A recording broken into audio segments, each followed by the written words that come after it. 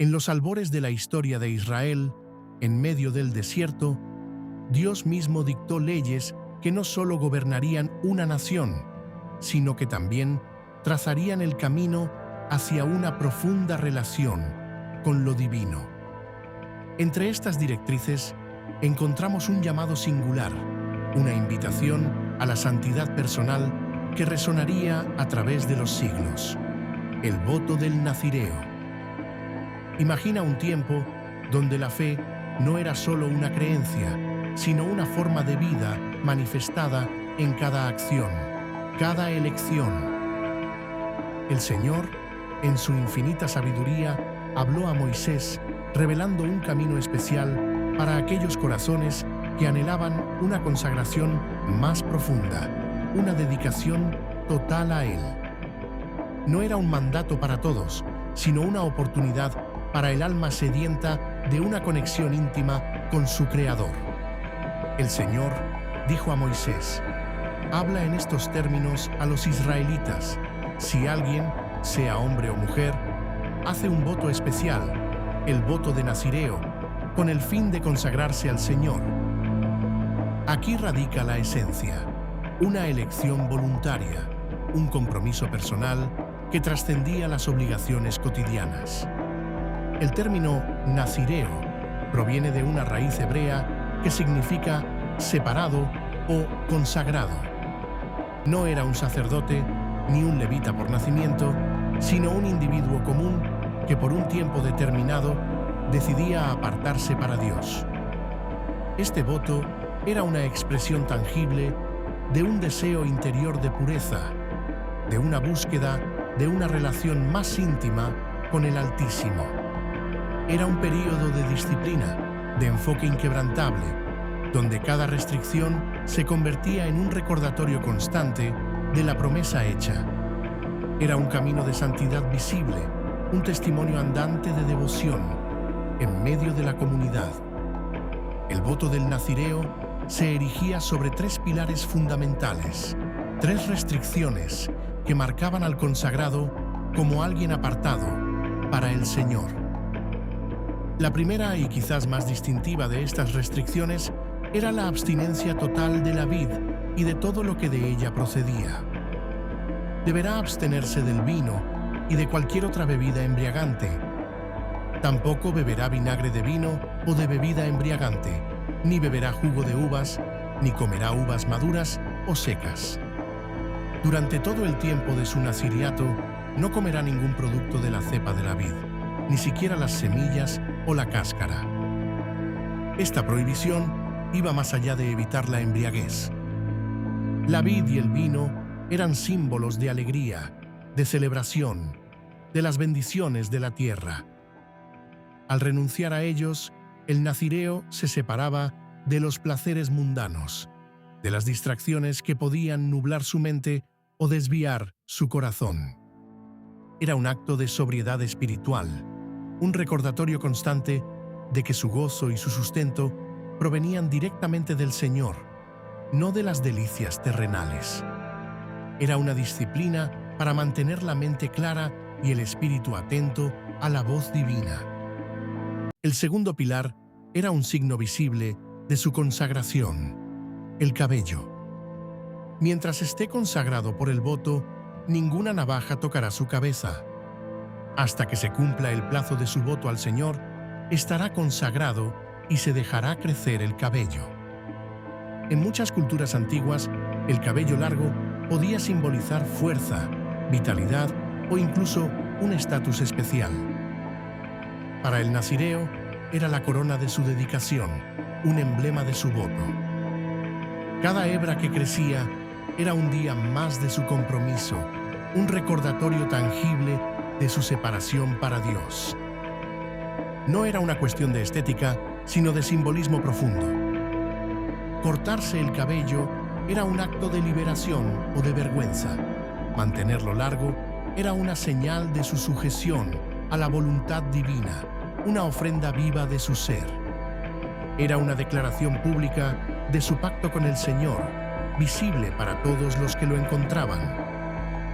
El tercer pilar, y quizás el más exigente emocionalmente, era la prohibición de acercarse a cualquier muerto. Durante todo el tiempo de su consagración al Señor, no se acercará a ningún muerto. Aunque mueran su padre, su madre, su hermano o su hermana, no incurrirá en impureza a causa de ellos, porque él lleva sobre su cabeza la consagración de su Dios. La muerte, en la ley mosaica, era la fuente de la mayor impureza ritual. Tocar un cadáver, incluso el de un ser querido, requería un proceso de purificación. Para el nazireo, esta prohibición era absoluta. Su consagración a Dios, la fuente de toda vida, era tan profunda que no podía ser contaminada por la presencia de la muerte. Era un testimonio radical de que su lealtad principal era hacia el Señor, incluso por encima de los lazos familiares más sagrados. Esta separación enfatizaba la santidad de su estado y la pureza que Dios demandaba de aquellos que se apartaban para Él. Durante todo el tiempo de su naziriato, es un consagrado al Señor. Pero, ¿qué sucedía si, a pesar de todas las precauciones, la pureza del nazireo se veía comprometida? La vida es impredecible, y la ley divina preveía incluso estas circunstancias. Si una persona muere repentinamente cerca de él, haciendo impuro su cabello consagrado, se cortará el cabello el día de su purificación, es decir, el séptimo día. Este escenario no era un castigo, sino una realidad de la existencia humana.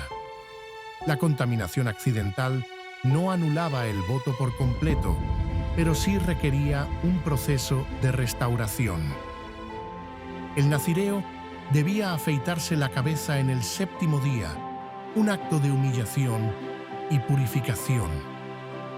Al octavo día, se presentaba ante el sacerdote en la entrada de la carpa del encuentro, llevando consigo 2 torcazas o 2 pichones de paloma. Entonces, el sacerdote los ofrecerá, uno como sacrificio por el pecado y el otro como holocausto, y practicará el rito de expiación en favor de ese hombre por la falta en que incurrió a causa del cadáver. Ese mismo día volverá a consagrar su cabeza. Se consagrará al Señor por el tiempo de su nazireato y presentará un cordero de 1 año como sacrificio de reparación. El tiempo anterior no se tomará en cuenta, porque su cabello consagrado se había vuelto impuro. Este proceso es una hermosa lección de la gracia divina. Aunque el voto se había roto involuntariamente, Dios proveía un camino para la reconciliación y la reconsagración. El sacrificio por el pecado cubría la impureza, el holocausto simbolizaba la renovación de la dedicación total y el cordero de reparación restauraba la relación. El tiempo anterior no contaba. El nazireo comenzaba de nuevo, con un corazón renovado y un compromiso reafirmado.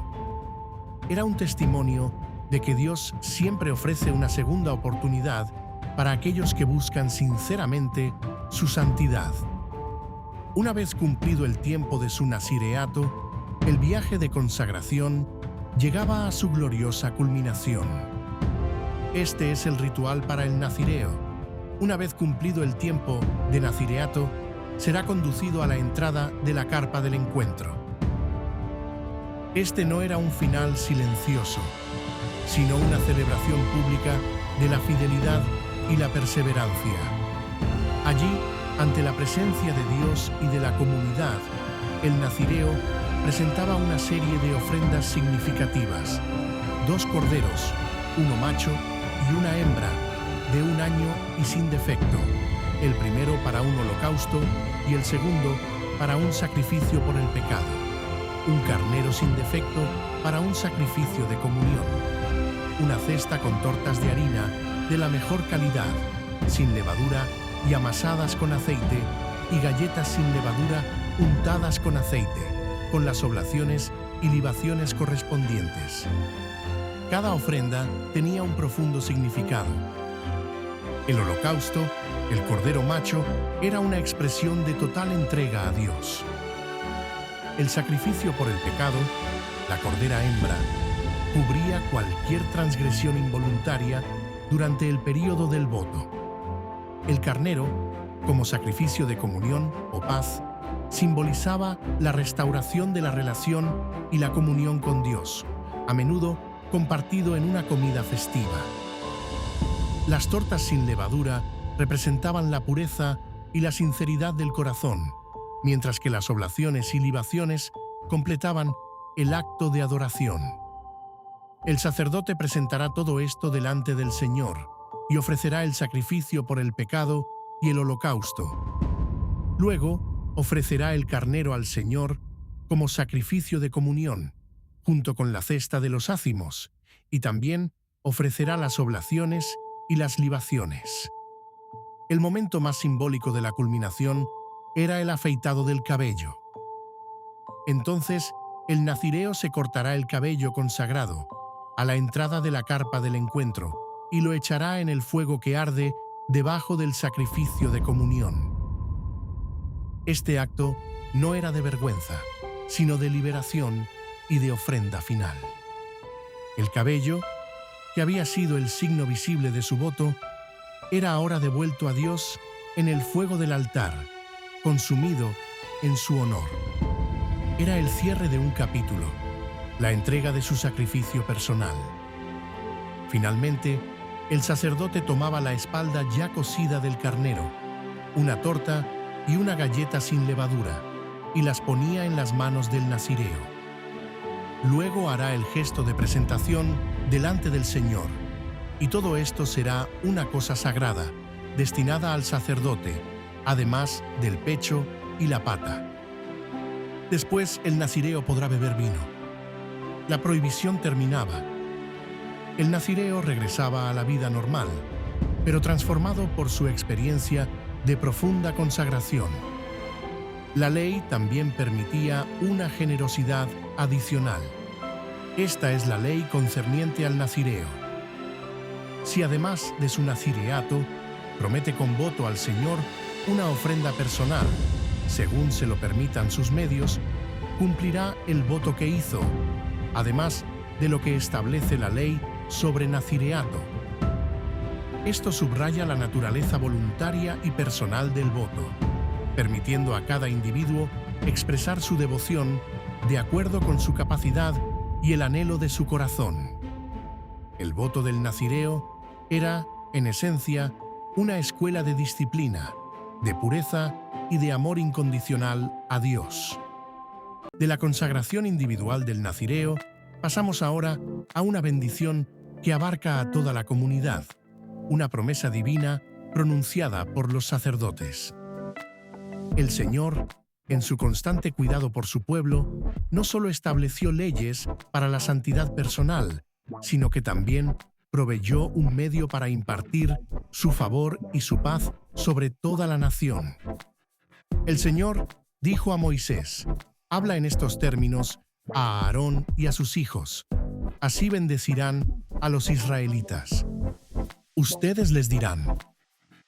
Estas palabras no eran meras fórmulas, sino una invocación directa del poder y la gracia de Dios.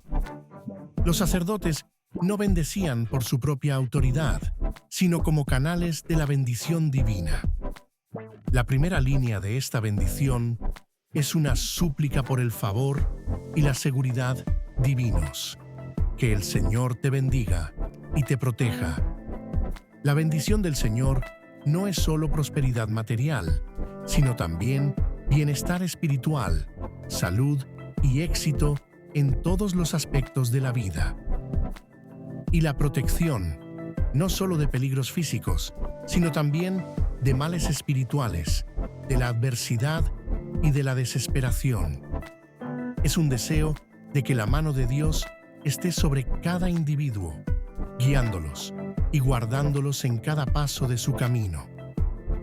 Es la promesa de un refugio seguro en el Todopoderoso. La segunda línea invoca la presencia y la bondad de Dios. Que el Señor haga brillar su rostro sobre ti y muestre su gracia. En la antigüedad, el rostro de un rey o gobernante que brillaba sobre alguien significaba favor, aprobación y benevolencia. Aquí se refiere al rostro de Dios mismo. Que Dios te mire con agrado, que su presencia ilumine tu vida, disipando las sombras de la duda y el temor. Y su gracia, su favor inmerecido, que se derrame sobre ti, proveyendo lo que necesitas, perdonando tus faltas y levantándote en tus debilidades. Es la luz divina que guía y consuela.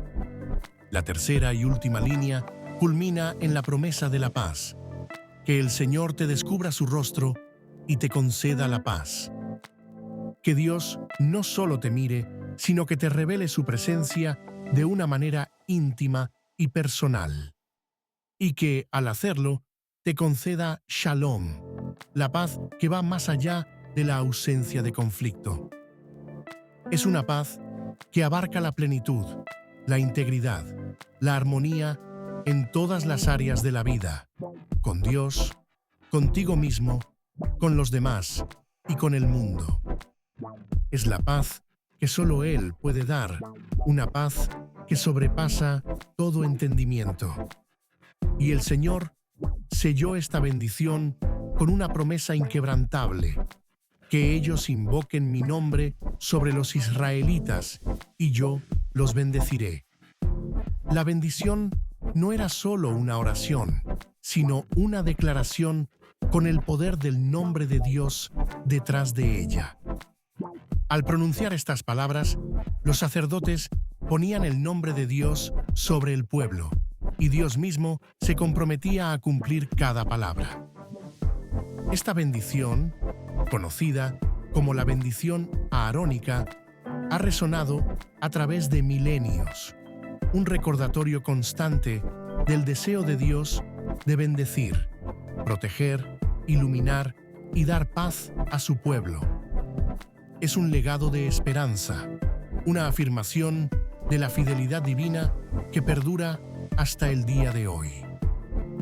Así, desde el voto personal del nazireo, un camino de dedicación y pureza, hasta la bendición sacerdotal que abarca a toda una nación, las Escrituras nos revelan el corazón de un Dios que anhela una relación profunda con su creación. Un Dios que llama a la santidad, que provee para la restauración y que derrama su bendición y su paz sobre aquellos que buscan su rostro.